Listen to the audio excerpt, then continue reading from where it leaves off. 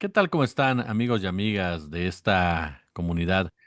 Hablar de suicidio siempre requiere una mirada experta, una mirada que nos permita comprender mucho más allá de las cifras, darle la dimensión real que tiene esta situación, esta enfermedad, y que nos permita en muchas circunstancias entenderla y poder ser útiles en un momento dado que se presente cerca de nuestras vidas. Vamos a platicar sobre este tema con la maestra Diana Carolina García Ruiz. Ella es profesora adscrita al Departamento de Clínicas de Salud Mental. Maestra, un verdadero placer recibirte en esta comunidad. Gracias por acompañarnos. Ok, hola, buenos días. Muchas gracias por la invitación. Hablar de este tema, comenzaría por preguntarte de qué dimensión es este problema en nuestro país, oye. Ok, es un fenómeno significativo en nuestro país que ha ido demostrando ir a la alza, sobre todo posterior a la pandemia por COVID-19. Han ido en aumento las estadísticas y también es interesante ver que los periodos de edades de las personas que están llegando al acto suicida también se han ido movilizando, ¿no? Sí es importante, es un tema que tiene que ver con la salud pública, y porque, sobre todo porque es un tema que puede ser prevenible, no solo atendido en cuanto a cuando ya las personas lo están padeciendo, sino que puede ser prevenible en términos de la promoción de la salud mental. Oye, ¿por qué? ¿Por qué razón se han venido incrementando estos datos? Y profundizar un poco por qué el vínculo con la pandemia que padecimos en nuestro país de COVID-19, en donde sí, mucha gente nos tuvimos que resguardar en los hogares. ¿Cómo influyó esto, y por qué se dan estos incrementos? La ideación suicida y el suicidio como tal son signos en relación a otro tipo de padecimientos. Por ejemplo, está muy relacionado a temas que tienen que ver con la depresión y la ansiedad generalizada, así como a trastornos de personalidad. En ese caso, han sido estos los padecimientos que han ido a la alza en los últimos años. Se relacionaron mucho con el tema de la pandemia por cuestiones del aislamiento que estuvimos viviendo, también por los duelos difíciles que tuvieron las personas en relación a las pérdidas, por el nivel de estrés y de cómo se puso en juego las capacidades de afrontamiento de las personas en relación a todo lo que estuvimos viviendo, la cuestión emocional, ¿no? Tiene también mucho que ver con factores sociales, económicos y culturales, la cuestión económica que en el mundo pues ha ido también como radicalizándose, dificultándose, y pues en México también ha sido un panorama que ha afectado significativamente a las familias, y que luego eso también impacta en las formas de crianza y en las formas de cómo las familias pueden o no acompañar a los individuos, ¿no? Entonces, esos han sido factores, el incremento de la violencia también, la violencia estructural y social que estamos viviendo, que eso también añade, ¿no? Como una dificultad a la gestión emocional, y que puede detonar o decantar en temas de temas en cuanto a trastornos de depresión o de ansiedad, ¿no? En ese sentido. Entonces, por eso han ido a la alza. La OMS ya lo perfilaba, que van a la alza estas necesidades en salud mental, y que por lo tanto a la par tendrían que ir también a la alza los recursos que se destinan en cada uno de los países o de los estados en términos de esta temática, ¿no? Por ejemplo, en México hay un presupuesto para la atención en salud mental, en donde principalmente se destina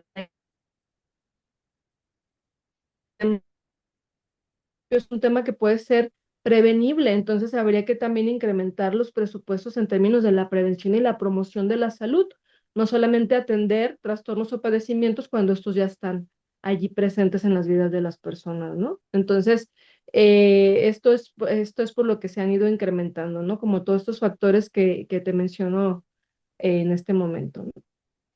Ahorita que mencionabas la salud mental, y las consecuencias que van acumulándose para que una persona llegue al suicidio.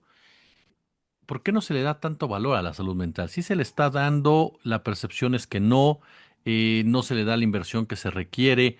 parecería que en el mundo en general no se toma la salud mental con la dimensión que debería de tomarse incluso en temas presupuestarios, conocimientos, difusión, en fin. Claro, mira, tiene algo que ver también con el tema de la subjetividad, ¿no? Cuando hablamos de la salud física, por ejemplo, hay indicadores muy claros y tangibles que nos ayudan a evaluar la presencia de una enfermedad en términos de lo biológico, de lo físico. Sin embargo, en temas de lo psicológico, pues es algo intangible. La persona presenta signos y síntomas, pero por el común denominador de la población pueden ser minimizados o pueden ser tomados incluso como temas de estigmatización, ¿no? Como, bueno, tú siempre te sientes mal, tú siempre te estás quejando, cuando en realidad la persona tiene años padeciendo una situación que no se ha atendido y no se le ha dado la importancia necesaria, pero como no tiene, vaya, no, en términos de lo concreto, no se puede palpar, ¿verdad? O no se puede dar como no se puede mirar que esa afectación está realmente ocurriendo, sino que sucede en términos de la vida emocional, lo percibe para los cuidadores o las personas que estamos en los entornos inmediatos, pues podemos tener todavía ciertos estigmas o cierta discriminación en torno a estas expresiones que terminan siendo expresiones de ayuda, pero que podemos minimizarlas o incluso burlarnos o llevar a la persona a victimizar pues también a la persona que lo está padeciendo, ¿no? En ese sentido. Eh, Fíjate que yo considero en la experiencia clínica pues que tengo aquí en la Universidad de Guadalajara, porque trabajo en una de las clínicas de atención de salud mental aquí en la UDG, y también en la experiencia en términos de lo clínico en el ámbito de lo privado, sí noto que a partir de la pandemia hubo mayor apertura a temas de salud mental en la población en general y que se ha vuelto un poquito más ya como admisible el pedir esta ayuda, ¿no? Porque anteriormente sabemos que hay como estas etiquetas en términos de que si tú vas al psicólogo, a la psicóloga o incluso al psiquiatra, entonces tú estás loco, ¿no? Y como estas etiquetas ahí como muy fuertes, que luego terminan también llevando de la mano como, bueno, entonces no puedes o qué onda con tu vida, ¿no? ¿Qué te está pasando? Entonces otra vez a discriminar, ¿no? Y yo noté mucho que posterior a la pandemia, las personas muestran ya una mayor apertura a la atención mental, la atención en salud mental. Sin embargo, sigue habiendo como este temor, esta vergüenza, ¿no? Como si pedir la ayuda representara también una debilidad, y eso pues ha dificultado en muchos el pedir este apoyo. O por ejemplo, cuando ya vienen al psicólogo, pero notamos dentro de la evaluación que también se requiere una intervención multidisciplinaria, ¿no? Enviarlos al tema de la psiquiatría o incluso de la nutrición, ¿no? Cuando se presentan trastornos de la conducta alimentaria,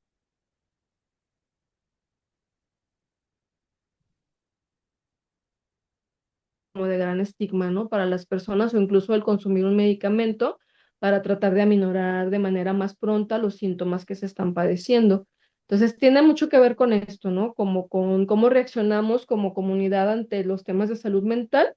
Y por otro lado también, la atención psicológica en muchos ámbitos sigue siendo un privilegio, ¿no? Es una atención que en lo privado sigue siendo pues relativamente costosa o poco accesible para el común denominador de la población, y que en cuanto a lo público, que es más económica, pues son servicios que se saturan, están actualmente saturados, y entonces a veces la persona ya está sensibilizada, ya se quiere atender, ya sabe que lo necesita, pero a veces no cuenta con el recurso para darse la atención en términos de lo privado, o va a lo público y no hay los recursos públicos suficientes para que se atienda al grueso de la población que lo está necesitando.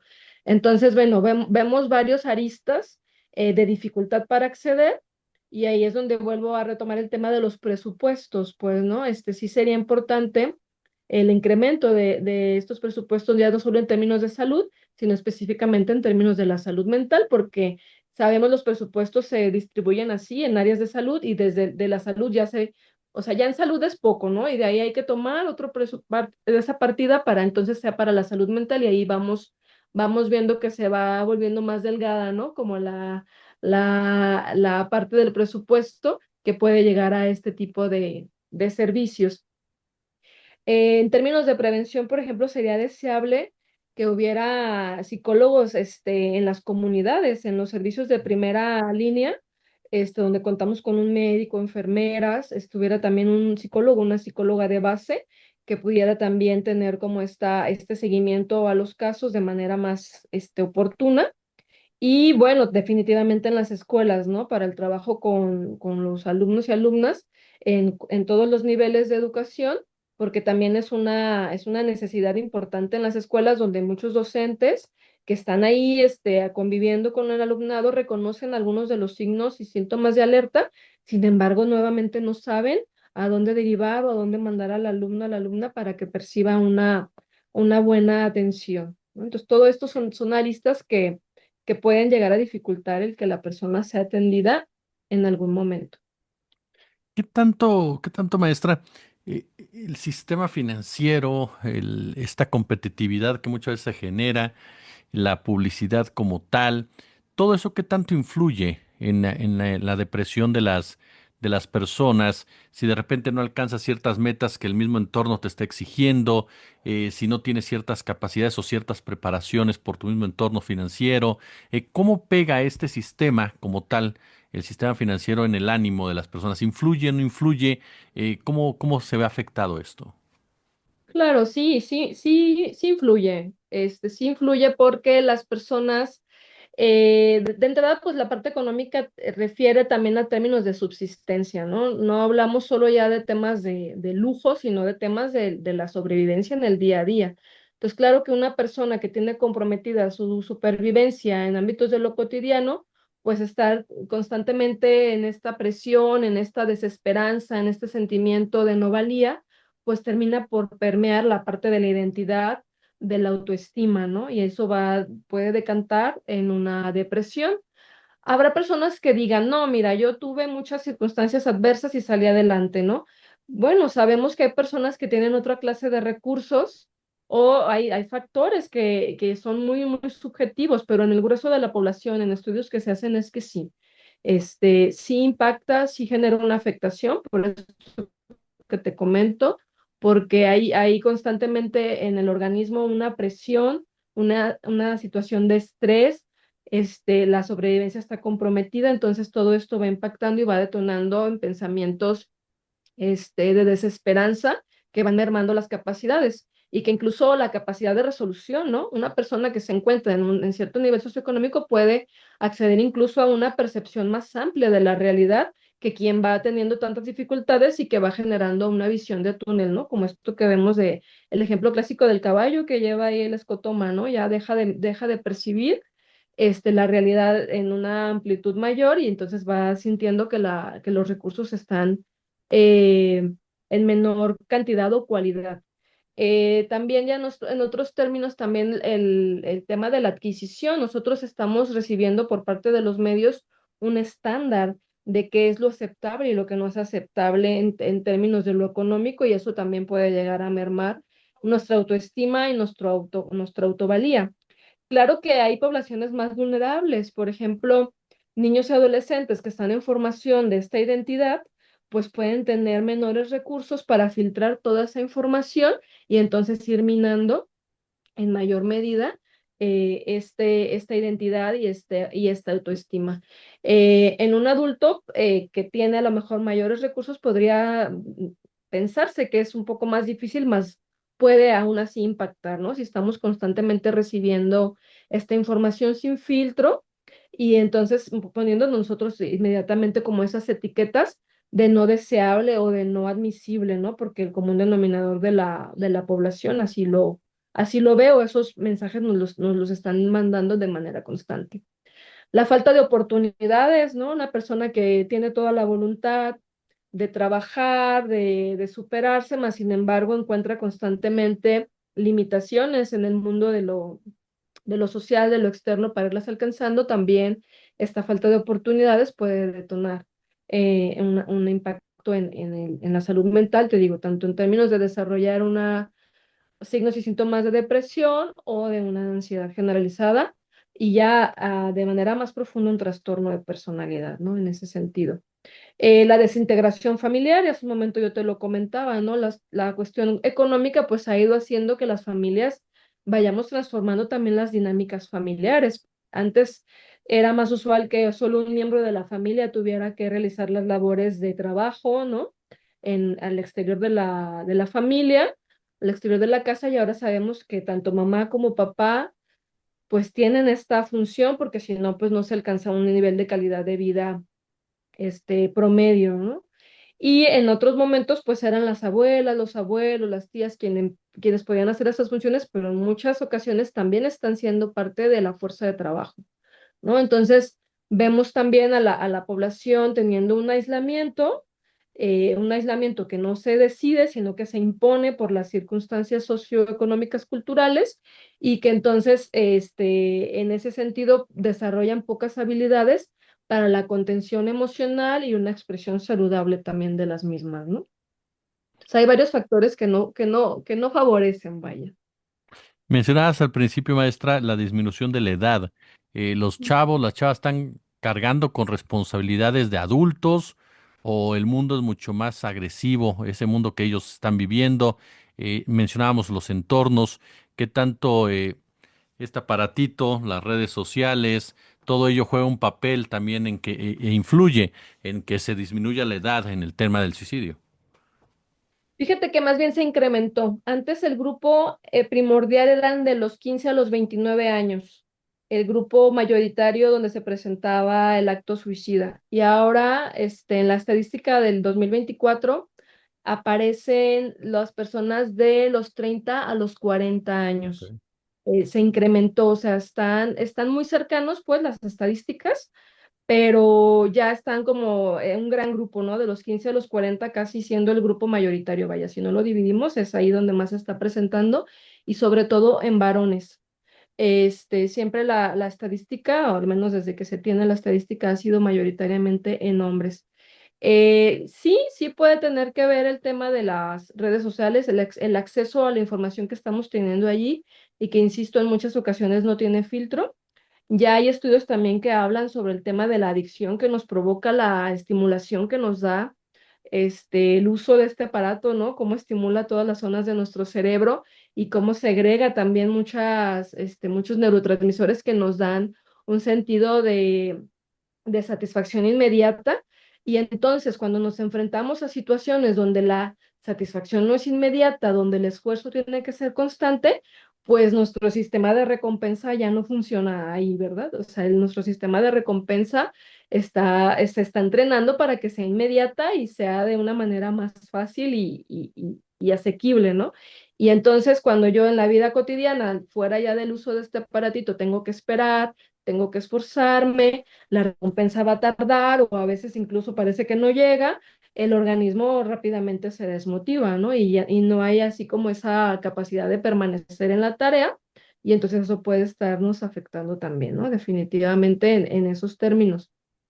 Este, También, por ejemplo, ya se habla de que hay afectaciones en términos de la atención y la concentración y en la memoria a corto plazo el uso de estos aparatos, o ya definitivamente ya ha ido cambiando, pues, ¿no? Como nuestro procesamiento de información, el acceder tanto a estos recursos, ¿no?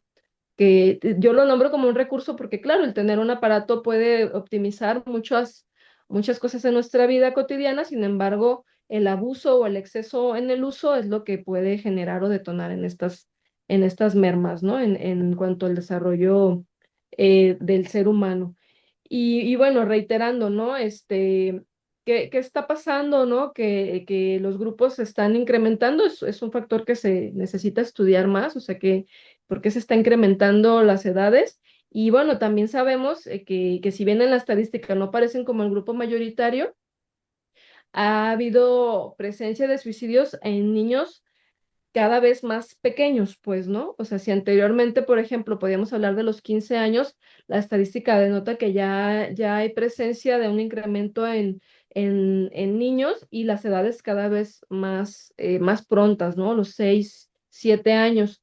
Y esto, pues, en términos de lo psicológico es interesante porque, por ejemplo, hay un proceso en los niños que se llama la formación del concepto de muerte. Entonces el niño ya está pensando o elaborando un tema de suicidio cuando todavía está comprometido el concepto de muerte. Entonces, ¿qué está pasando, no? los niños están teniendo la temática más cercana, o sea, el tema del suicidio les está haciendo más afín más prontamente y algo está pasando también en las familias que estos niños están desarrollando, ¿no? Como estos signos y síntomas en torno a, que bueno, es un fenómeno que no tengo ahorita como la información precisa de qué puede estar ocurriendo, pero sí eh, ya es importante prestar atención e ir hacia un tema de atención. Maestra Diana García, yo quiero agradecerle estos minutos, quiero agradecerte estos minutos para nuestra comunidad. Ok, no, pues muchas gracias a ustedes por interesarse en el tema. Yo quiero reiterar el tema de la prevención. Aquí es muy importante que las familias, las comunidades, porque a veces recae solo en la familia, pero también podemos ser los amigos, los docentes, las personas presentes en la comunidad, los vecinos, quienes podemos detectar los primeros síntomas. Insisto, puede iniciar con un deseo de muerte, algunas frases que las personas nombran como no pasa nada si yo me muero, da igual si yo estoy o no estoy, o sea, ya empiezan a mostrar cierta desesperanza, cierto pensamiento de inutilidad o de vacío, y esas pueden ser nuestras primeras alertas, cambios radicales en la conducta, ¿no? Algo que antes le gustaba hacer y ahora ya no lo hace o ya no lo disfruta tanto, cambios en el apetito, en el sueño, tanto porque aumenta o como porque disminuye, pero la diferencia es muy drástica, eso ya tendría que llamarnos la atención. Y también si ha habido algún tema de trauma últimamente, ¿no? Alguna situación de violencia, abuso, acoso, eso ya serían también algunos síntomas de alerta, que quienes estamos alrededor de estas personas que lo están viviendo podemos ya poner nuestra atención y primordialmente si la persona quiere hablar, quiere expresarlo, pues no discriminar o no señalarlo como algo negativo, ¿no? Siempre la apertura hacia el diálogo y a no minimizar, disculpa, no minimizar esa expresión, porque no sabemos qué tan profundo puede ser lo que la persona está sintiendo en términos del dolor emocional. Maestra, de verdad, muchas gracias por compartir el conocimiento y estamos en contacto. Gracias a ustedes, que tengan un bonito día.